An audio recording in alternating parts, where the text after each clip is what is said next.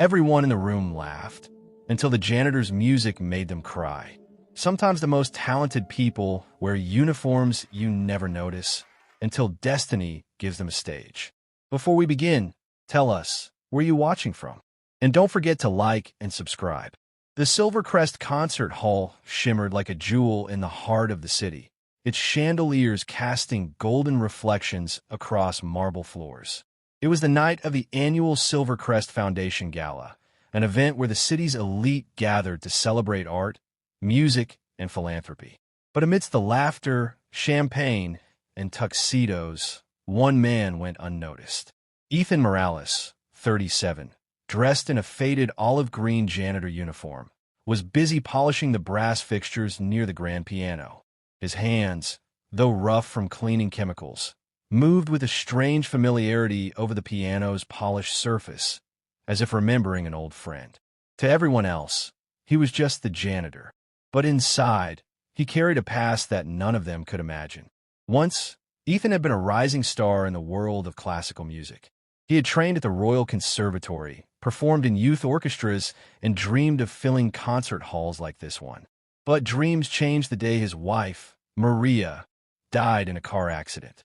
Left alone with their 2-year-old daughter, Lily, Ethan gave up his career and took whatever work he could find to keep food on the table.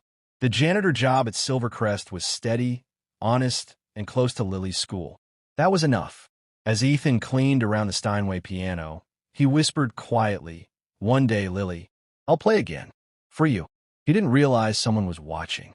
Richard Halden, 52, the wealthy CEO of Halden Industries and chairman of the foundation board, stood by the stage, his tuxedo gleaming.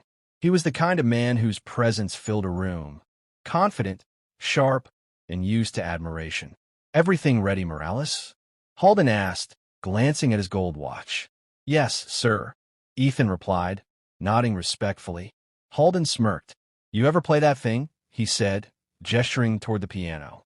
Ethan hesitated. "A little. A long time ago." "Oh, really?" Halden's tone grew amused. "Ladies and gentlemen," he called out suddenly, raising his voice to the crowd gathering for the reception. "Our janitor here says he can play piano. How about we give him a chance to show us what he's got?" The crowd chuckled. Some clapped playfully. Others pulled out their phones. Ethan's heart pounded. He hadn't performed in years. "Sir," he began quietly, "I don't think—" "Nonsense," Halden interrupted, laughing. "Come on, everyone.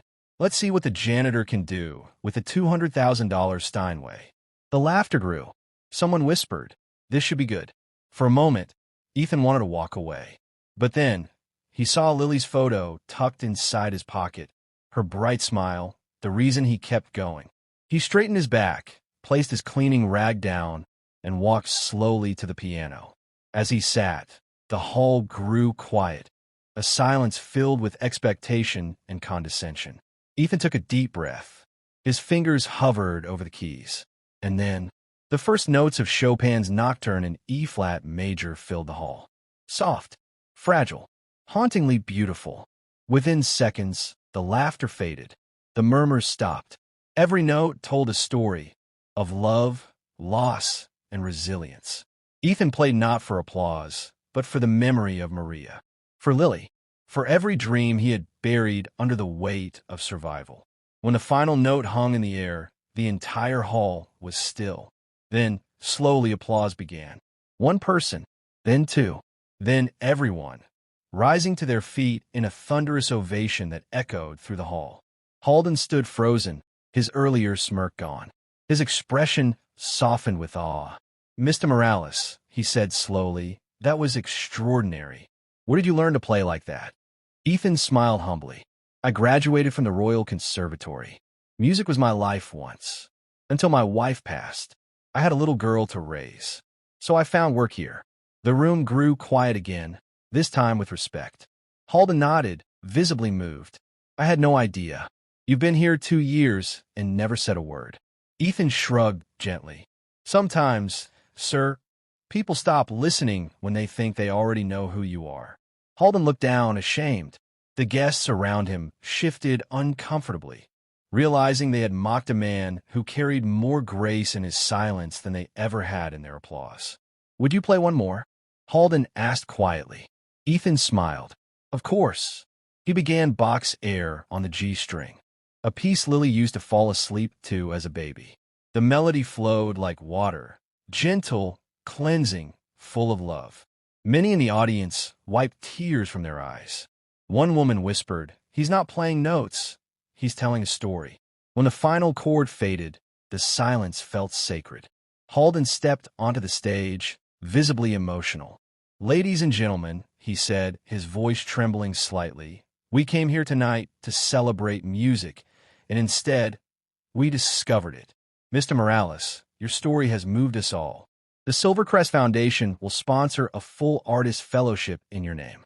You'll return to performing, while providing for your daughter." Ethan blinked, stunned. "Sir, that's—" Halden interrupted softly. "It's the least we can do. Talent like yours deserves to be heard." 6 months later, the posters outside Silvercrest read, "Ethan Morales, live in concert." The same hall that once mocked him now stood silent as he performed for a sold-out crowd. In the front row sat Lily, her small hands clapping with pride.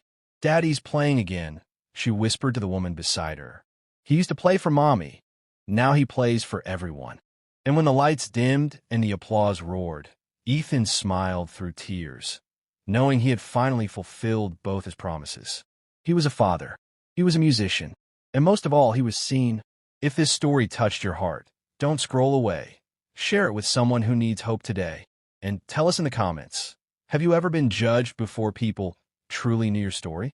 Remember, greatness often hides behind humble uniform.